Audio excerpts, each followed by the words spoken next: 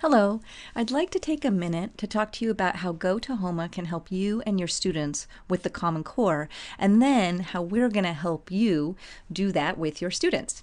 So first of all, let's talk a little bit about the Common Core state standards, which of course you're familiar with, and in particular the writing standards, because the writing standards of course are demanding, and just like all the rest of the standards, but in particular there are two that we think that we can really target with GoToHoma.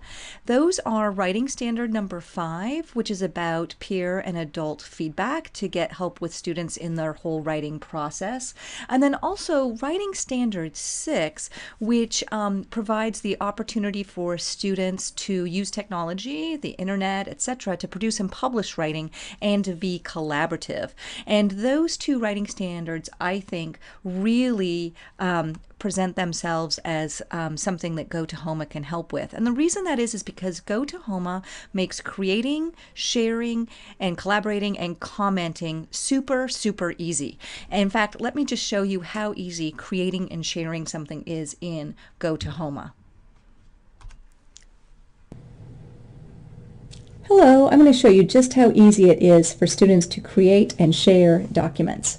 So let me go ahead and click Create and a document. I'm signed in as a student right now. You can see that up here, 7th grade tests. I'm signed in as a 7th grade student. I'm going to create a document.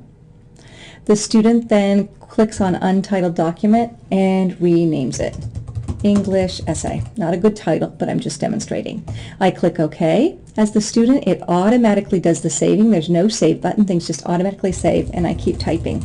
Let's say I've been working on my essay for a while, and I want to get some feedback, either from peers or my teacher.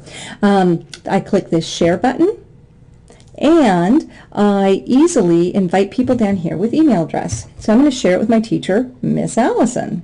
So I'll find her email address here. There it is. I'm going to give Miss Allison editing privileges. I could change that to commenting or viewing, but I want editing privileges, the highest. And I click Share and Save. So now we can see that the 7th grade student owns it, but Miss Allison can edit it as well. So let's switch over to what that looks like from the teacher perspective. So now we're in my account. Let me go to my drive. And if I click on Shared with Me, I'm going to see that there's something called English Essay that was shared with me from 7th grade test. And I click that. Here it is. I can see that they've done some typing. I can even see that they're in the document because that's where their cursor is. I can go ahead if I wanted to and type myself. And when we pull back up the student account, we can see, oops, let's click Done here, that the typing that I just did as the teacher is there, and if I hover over as the student, it's there as well. That's how easy it is to create and share documents. But commenting is an additional feature that we're going to take a look at in just a second. So let's go ahead and take a look at what commenting looks like, because that's a big part, of course, of peer feedback and teacher feedback.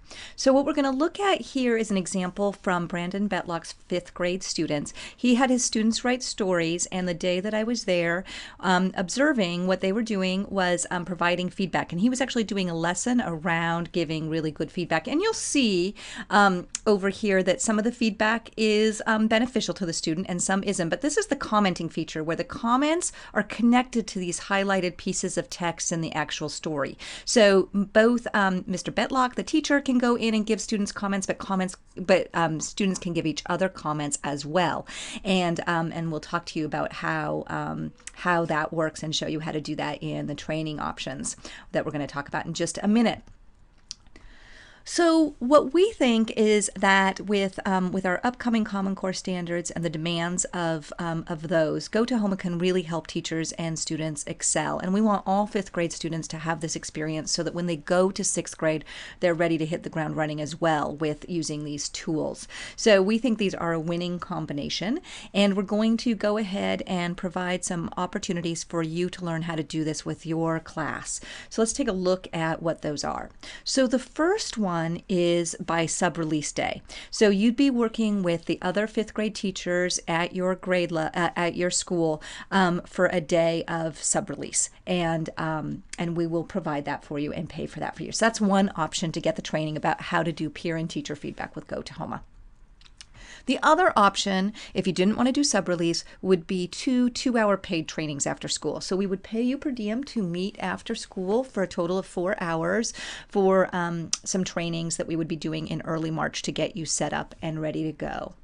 Then finally, if neither of those two options worked for you, then what we would do is we would come in and plan and team with you. So this is kind of like on-the-job training. Now, even in these other two options that we just looked at, Christine and I will certainly be there for you and be working with you in your classroom. However, in the third option here, this is all you're getting. So you're not getting any of the kind of extra time that you might need to really plan and learn and think this through.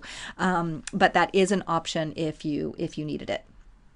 Now, another consideration, of course, is do you have the skills, your own basic skills, before you even think about doing this with your kids? So to that end, we're offering two different intro classes, or really one intro class, but there's part 1 and part 2. And part 1 is just going to be the basics. How do you use GoToHoma so that you can build your own foundational knowledge of just what GoToHoma and Google Apps for Education is.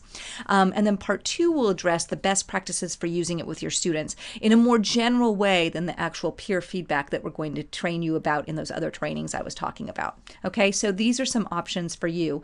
And we're differentiating it so that some people, for instance, might not need part 1 because they're pretty comfortable with creating and sharing documents already, but they really haven't thought yet about using it with students, and so they'd only want to come to part 2.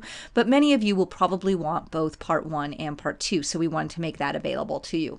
So you have some options for that as well. Parts 1 and 2 are going to be offered as sub-release options on these 2 Fridays, and there'll be more information in the email about these.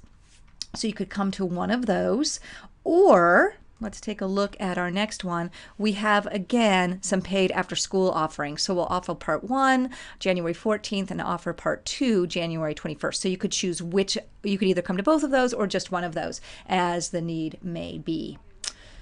So we hope you see how GoToHoma can help you meet and your students meet the Common Core standards with in writing, and we're looking forward to working with you on some of those upcoming training dates to get you and your students started. Please return to the email and click on the registration button to choose the options that you're most interested in. Thanks.